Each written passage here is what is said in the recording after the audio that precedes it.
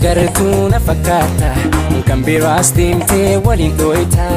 Anas nagartuu na fakkaata kan biraas deemtee waliin dhoyta.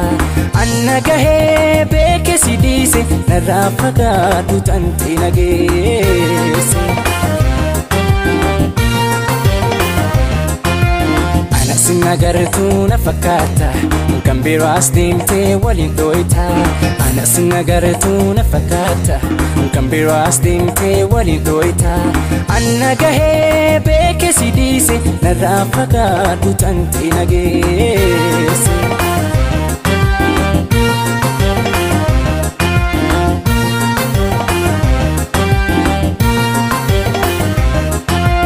Edanna sobdee sobaan jiraata deema dibattee namiita.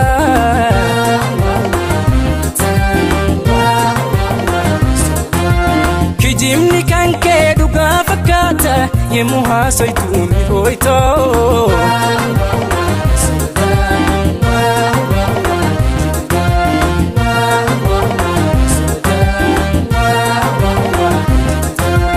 Hundumaa fakkaachuu yoo jireenya taatee kaani kan waan jettu silaa osoo beektee haalli kee si baasuu dhiisi bira yoo rabbiin sodaattee hojii tantee beekeera sin barbaadu har'arraa kakka keetii si faahiruu deemi biraa.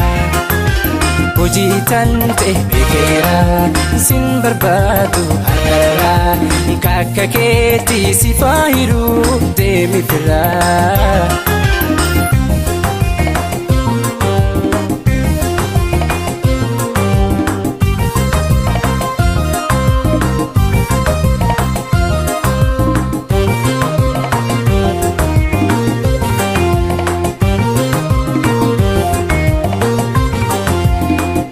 Nagartuu na fakkaata kan biraas deemtee waliin dhoyta.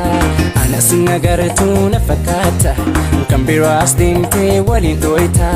Anna gahee beeke si dhiise narraa fagaadhu tantee nageesse.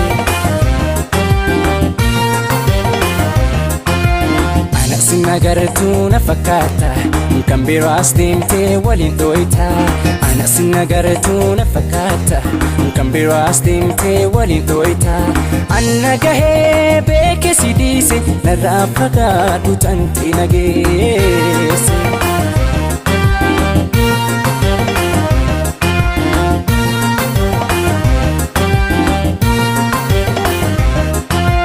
Badiite hundaa sifirra dabre halkaniif guyyaa iraaree.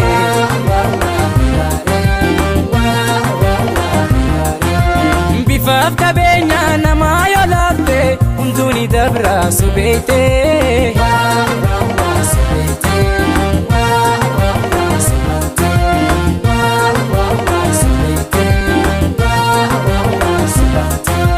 Jaalalti guddaattee gowwaa nama gootii waa hunda so arguu siifirra dabeetee.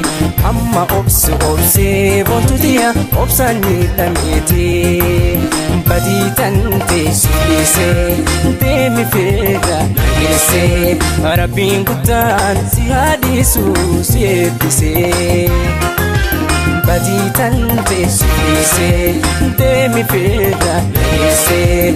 Rabbiin guddaan si haadhiisuu si eebbisee.